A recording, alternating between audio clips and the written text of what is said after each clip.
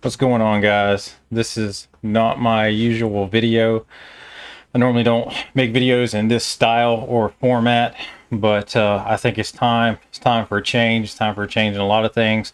In this particular subject, I have understood something kind of profound for a while now, and I've been waiting on at least one single person on the whole entirety of the internet to catch on, to figure out why is it. Why does Andrew Tate think the way that he is? Why will Andrew Tate most likely never be married? And why is this working out for him, but it's probably not going to work out for you in the same capacity? Okay, what makes him tick? Why does he do the things that he do? Why does he do the things that he does? Now, I've sat here and I've thought about this for a very long time now. I've watched a lot of different things because there's a lot of things I liked, a lot of things I didn't like, a lot of things I was very confused about, which I'm sure you are right now. You're probably very confused. Why is all this stuff going on?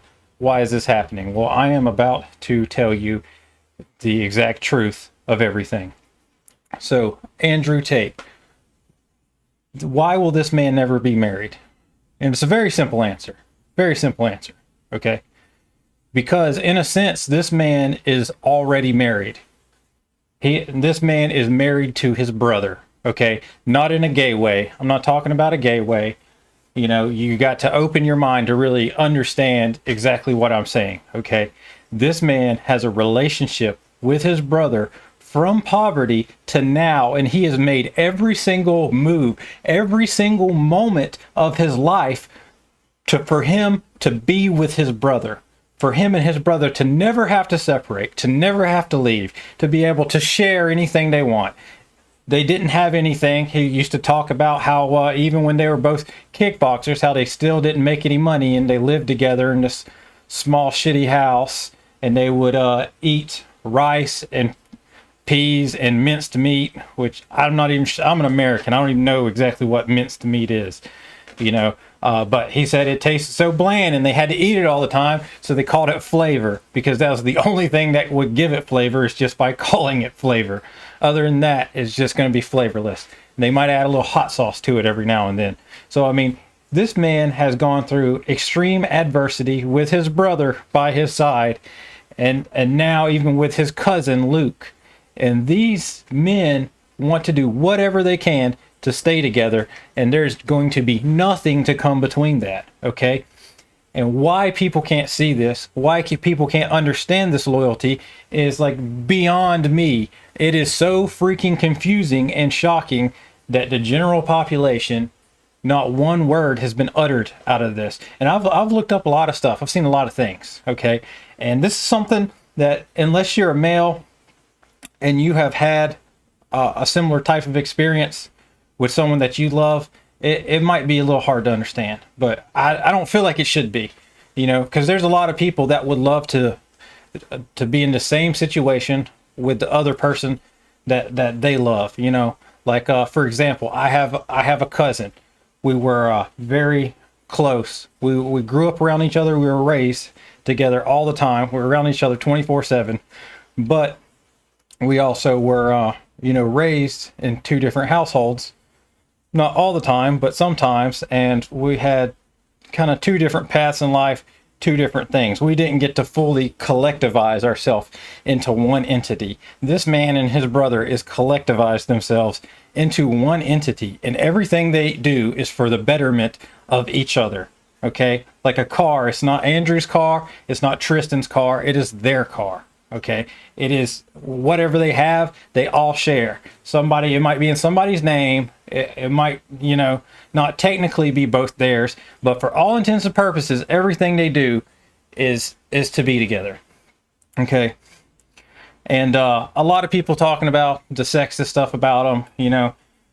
His woman beater, the woman that everyone was claiming that he beat. She basically came out and said that no, this was this kinky stuff that they do, and that's what she liked. And now, yesterday, she's had to come out and say it again. Said to say it again, okay? Because this guy has been banned from every single platform. Matter of fact, I tried to scroll, and I typed in Andrew Tate, try to find some of his speeches. Like the whole entirety of the internet, the whole entirety of YouTube, and they just scrubbed the shit clean, all social media. And so now what I've seen in the past 12 hours is everyone frantically reposting everything this man has ever done. Okay? People will not let this die. By trying to do this to him, you're just making him stronger. Like, this man is, I mean, he's obviously a very smart man. He hasn't come against one single hater, right? He has no criminal record. This man builds orphanages. He builds animal shelters. He gives millions and millions to charity. I'm sure he hasn't been the best person with every single thing in life. But I mean, you know a man has to be intelligent if they start believing in God just based off the fact of what people do without religion. Whenever you look at a group of people or a certain society or certain whatever, and those people are allowed to be religionless, and you see the chaos and devastation that they cause, and say, holy shit, maybe I'm strong and I don't feel like I need this, but look at what's happening to all these other people without it. You know, so now at this point he thanks God for everything that he has and feels like that this is his path. And this man has been viewed more than probably anybody in all the entirety of history. Like, all the entirety of history. There's probably no one that has been viewed more. He's been Googled more. There's been more videos made about him. They get thousands, if not hundreds of thousands, if not millions of views. And this is like daily. This is a daily thing going on. Like, people are watching this constantly. They are not turning their eyes away. And with this ban, they were looking to see what he was going to do. And with his final message, you know, which I'm sure this isn't his final message, but he kind of sets the record straight because he's tried to keep a hard image. You know, he's tried to be the person that he felt like you needed him to be, in a sense, right? If that makes sense. All right. He didn't show his charitability. That's another thing, you know, even in the Bible talks about the Pharisees and how they go and put their gold coins and everything in it, and they do it in a way to where you can hear it splash and hear how much money that they've put in, and would brag about what they've done. This man, up until his hand was forced, has never talked about any sort of charitable thing that he's done, even though he has done a lot of charity, which is very, very strange. And at this point, the man is so rich that he doesn't even value money anymore. Like, he just values time. His time is the most important thing. And I'm just imagine what it would be like to get to the point to where money has no value. The only thing valuable left in your life is time, right? And this is really what it is for all of us, but we're so stuck in the game trying to make money that we can't even get to the point to even understand that right now. We don't know how valuable time is. Think about it. Think about it. Your life, how short is your life? Right? How infinitesimally small is your life? Right? 100 years maximum you'll probably be here, and a lot of you half of that, and a lot of you 1/4 of that, and some people don't even make it to that. But what's 100 years? 100 years is absolutely nothing. In the grand scheme of things, you are not here long at all. We are just here for a minute, for a second, right? We're here long enough to have something to grasp and hold on to, and then watch it go through our freaking hands. You know, life is unbearably short.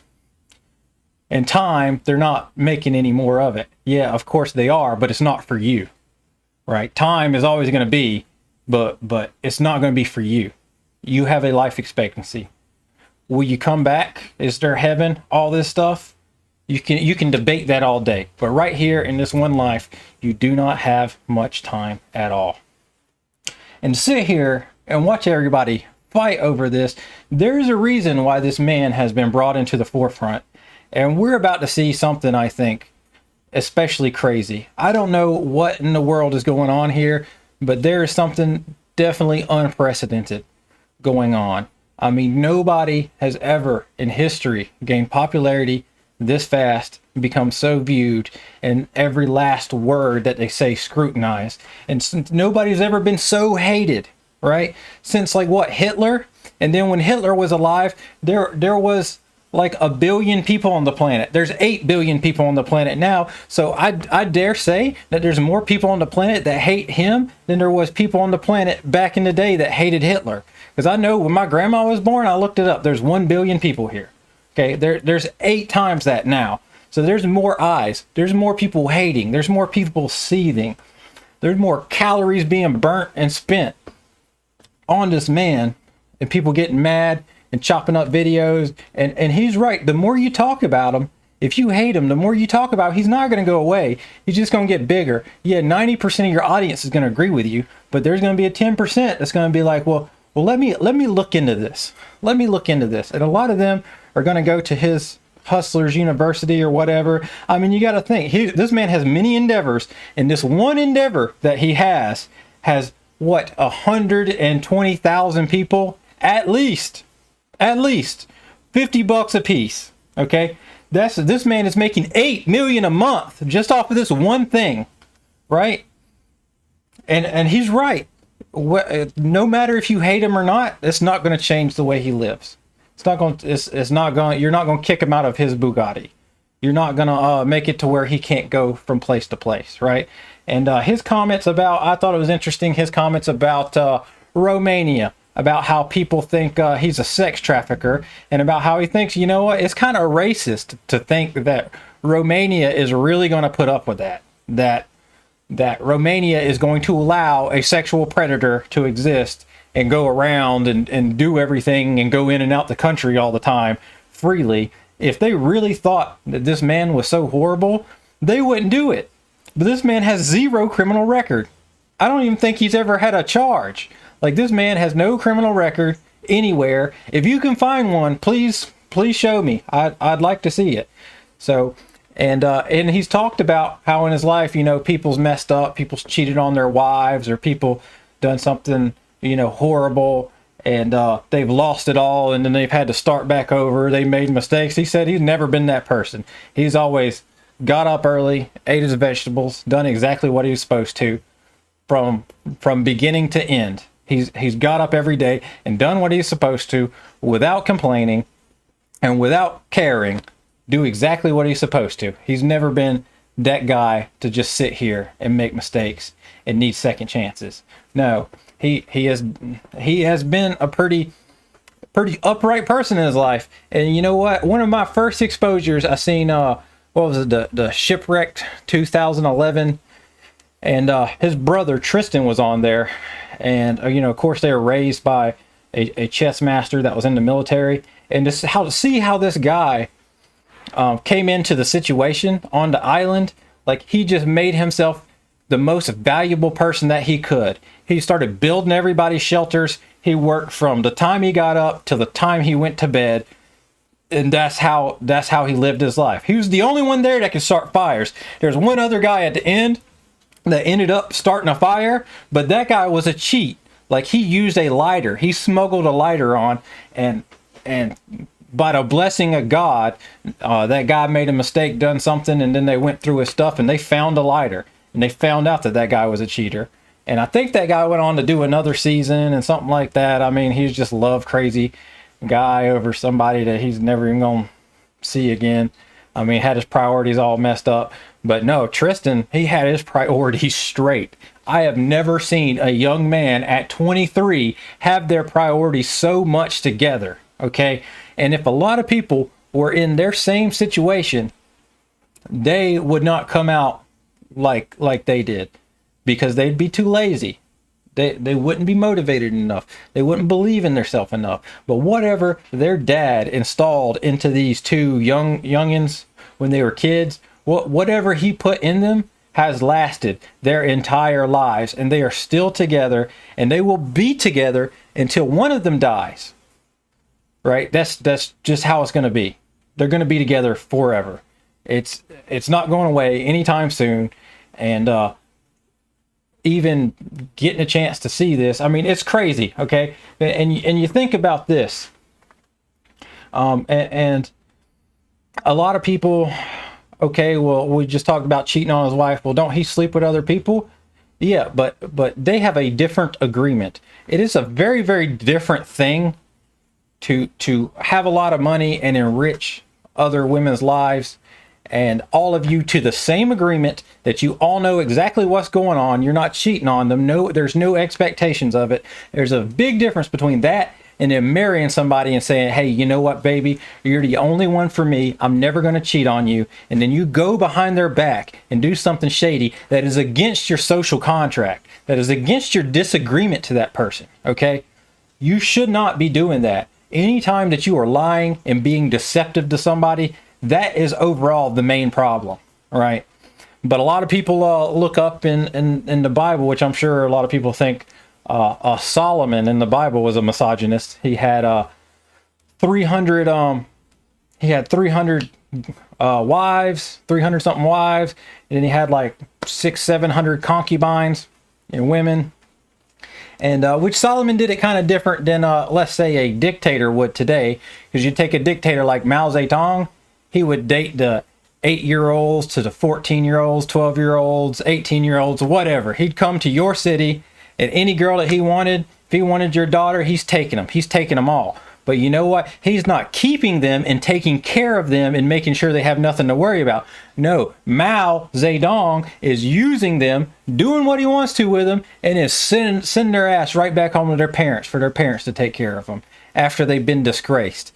But Mao did it, so it's not disgracing them, right? So at least Solomon, at least he would take care of them, and Solomon was pretty wise with intellect, okay? So, and we know Solomon, because of his problem with women, he ended up building idols. He built idols for other religions, for the religions of his wives, because he felt like that's what he had to do. He married people from other kingdoms that worshipped other gods, and that was kind of his downfall. That was his main sin that he did. But other than that, I mean, King Solomon, he wrote Ecclesiastes. He wrote Song of Songs or Song of Solomon's, however you want to say it. He wrote, I believe, some of Proverbs. I mean, this man wrote a lot of stuff in the Bible, and a lot of people look up to him. But yet, okay, and this is going to be wild for me saying this. This is going to be wild for me saying this.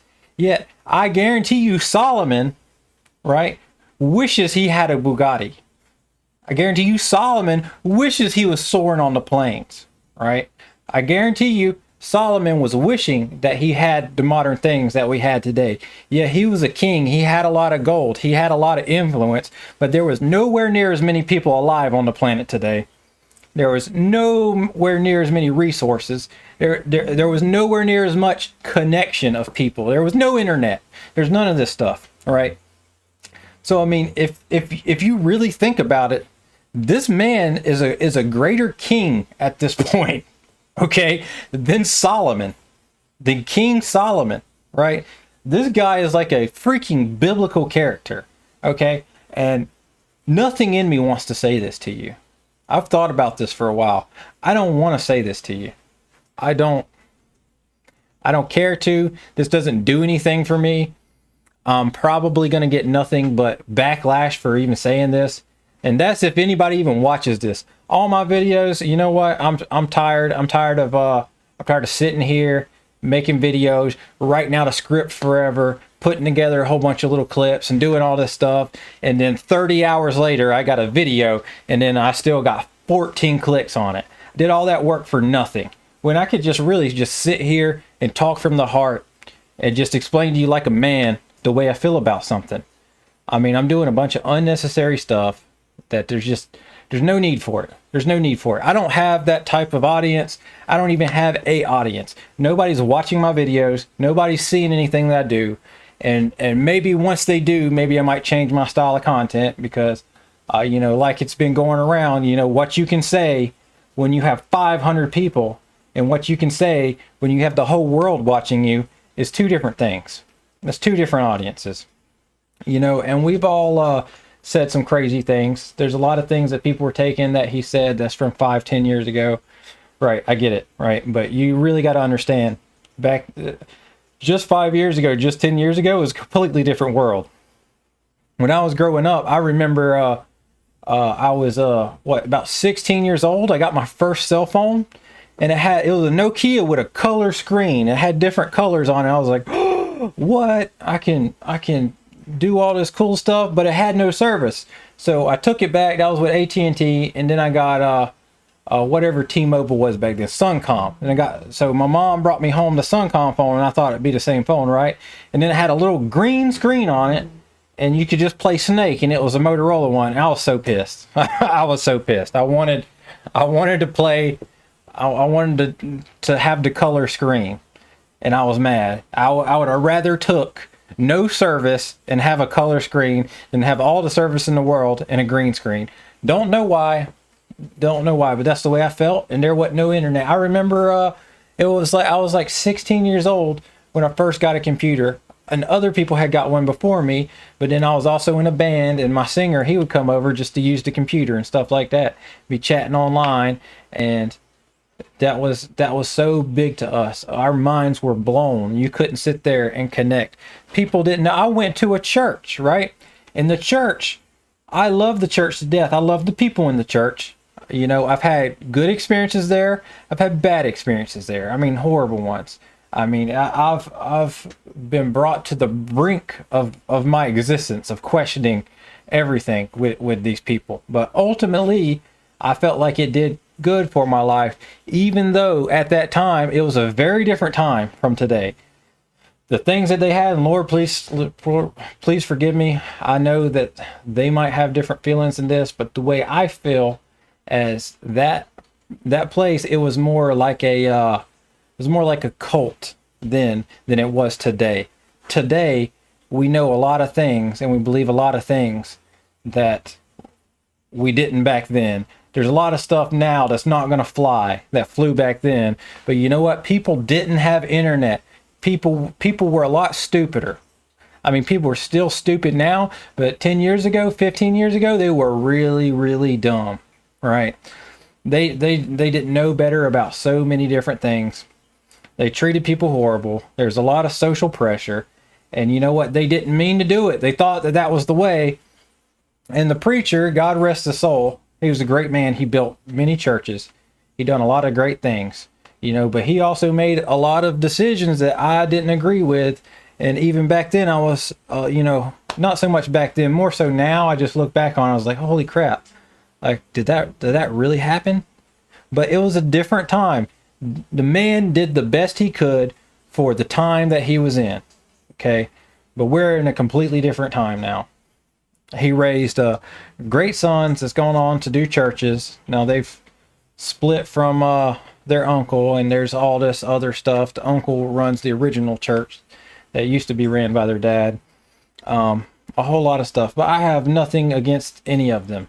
You know, it wasn't just them. It was me too. Like, I was involved in this stuff. I was doing stuff that other people wouldn't appreciate, I'm sure.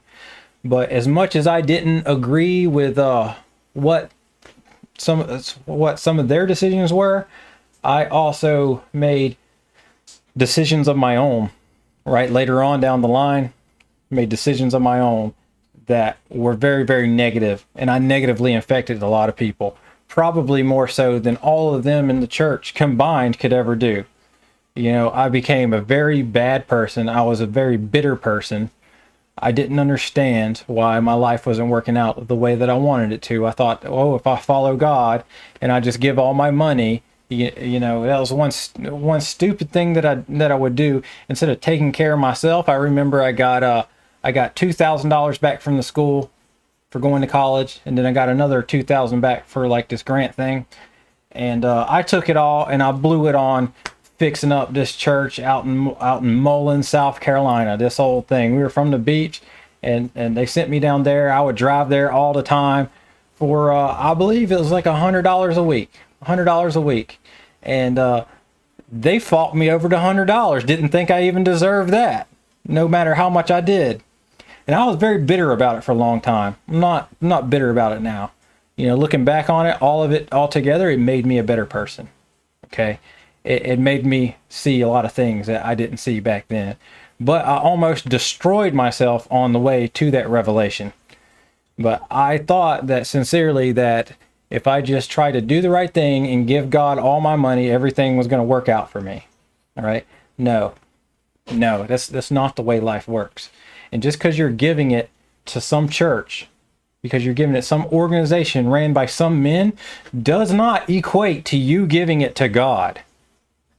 And whenever you do give something to God, you shouldn't expect anything in return.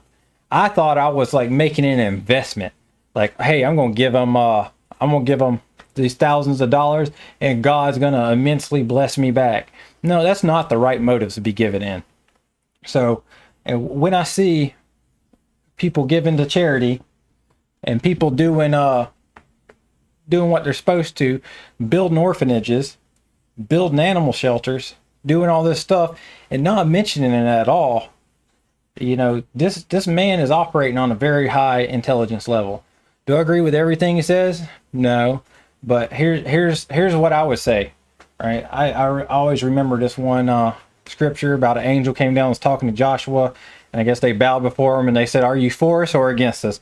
And the angel said, "Neither, because neither of you are I'm not fully on anyone's side, because no one is fully on my side." Right, and you really got to think about that.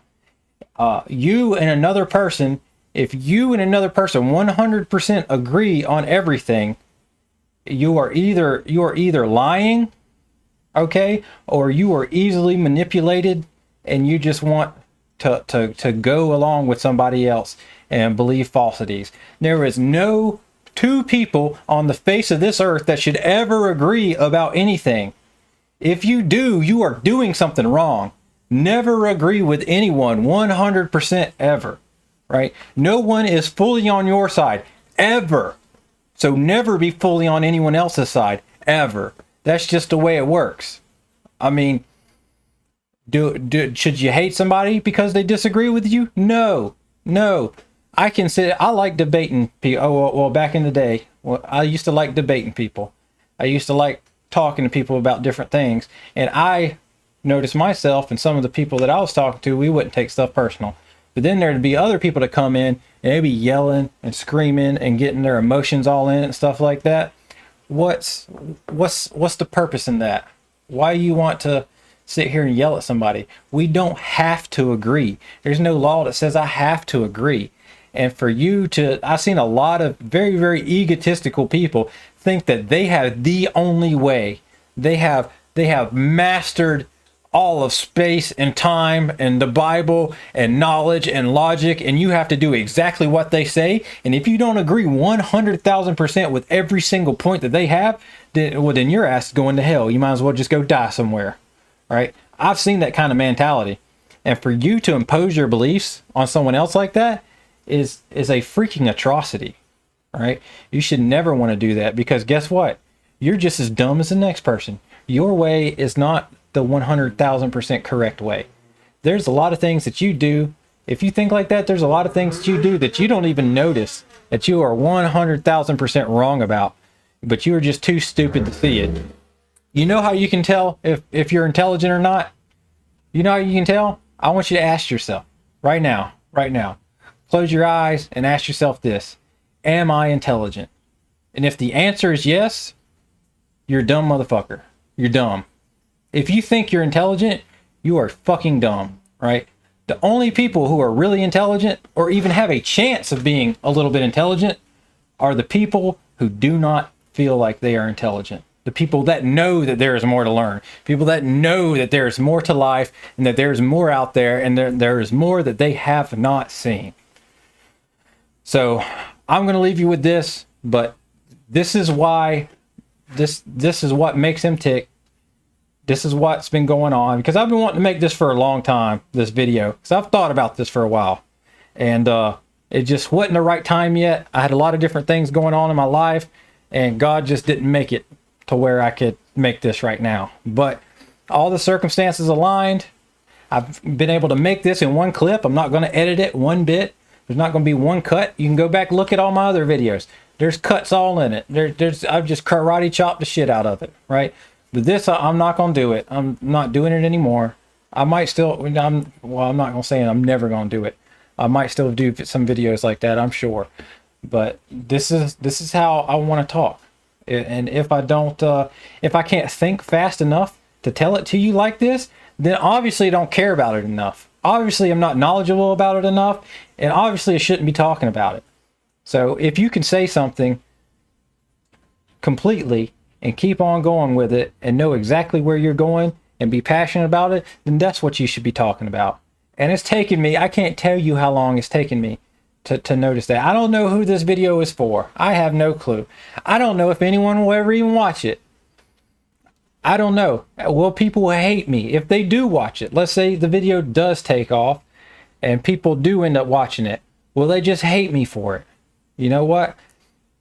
I don't know. But I had something I want to say, and I want to say it. I don't know why I want to say it, but this is what I want to say, because I feel like that there's huge injustice that is going on right now, and we're supposed to be in the world and not of it. And I tell you what, I don't love the world right now. I hate the culture. I hate people killing each other in the streets, just being as vulgar and as vile as they can to each other, not respecting, not honoring their social contracts with each other, trying to screw your best friend's wife, trying to do all this crazy stuff, trying to just worship money, worship everything you can. Like I was watching these videos, this one guy with holding up a sign saying, "I'm depressed, please talk to me." Nobody will talk to him. He flips it over and it's got money all over it. They acted like they didn't see him, but oh, they see him now. They see him now. They all seen him to start with. They knew he was there. They knew he was hurting, but they didn't care until it was something in it for them. And for a while, I seen the world that way, and I resented it. I really resented it. I didn't even want to be here, right? But I've really thought about it, and people, they can't help it. This is what it is, and we're on a path. We're on a path to heaven. We're on a path to make. But well, first we're going to go to hell before we go to heaven. That's for sure. That's for damn sure, right? But we are on a course, on a trajectory, and people, no matter how hard they try, they can't help it. This whole thing, from the very beginning to the end, is staged out. Okay, and think about this. What sort of God would there be if they made the beginning, made everything happen, and didn't have any type of particular ending in mind? All right, so it's cause and effect the whole way, from the very first atom to form to whatever forms atoms way before even that even happened, all the way to the very end result of all infinity of space and time. God has done thought it out. He already knows. You might think that you are free, excuse me, you might think that you are freely doing this, but it is not free that you are doing this. We are all coaxed by life. We're coaxed by life into doing what life wants. Now, a lot of these things are new to us, but that's a story for a different video. But anyway, why I'm here is to tell you my views on this and how this works. So please like and subscribe. I don't even have 5,000 followers. 5,000. I've been making videos for a long time, shorts. Then I got another channel. My other channel I've been at it for about a year, and I got, 214 followers, and that's with the longer form content. The only reason I even got close to 5,000 is because I made a Johnny Depp Amber Heard trial short, and it just had Amber Heard and Camille Vasquez in it, and she was just straight dogging Amber, and I guess that's what people wanted to see. It took off, and it got, I think it's close to 5 million views right now, something like that. And without that one video, I probably still wouldn't even have but 200 subscribers on that one. You know, it doesn't feel like no one wants to hear what I have to say, but maybe what I was saying wasn't worth hearing. Maybe I got to wake up to that reality. Maybe if I want people to listen to me, maybe I got to talk with some passion. Maybe I got to care about what I'm talking about, you know. But anyways, love you guys. I wish nothing but success on every single one of you. I don't care if you hate me. I don't care if you want to see me dead. I want to see you succeed, no matter what. Beyond anything, when all else fails, I want you to succeed. When your life crumbles, when you are in your darkest moments, and you want to blow you, when you want to self-delete, I want success to come upon you. I want your greatest moment to be right next. I want it to take you out of your depression and bring you into a life of love. And then whenever you do, think back on this and say, you know what? Maybe that John guy, he was really on to something. Maybe there's something about loving other humans. Maybe there's something about wanting good for people, right? Because you can't have negative emotions. You can't have negative motives. You can't want negative for people and think positive is going to come out of your life. No. It's society is like a mirror to yourself. Whatever you're wishing for others, that's probably what's going to happen to you. Peace.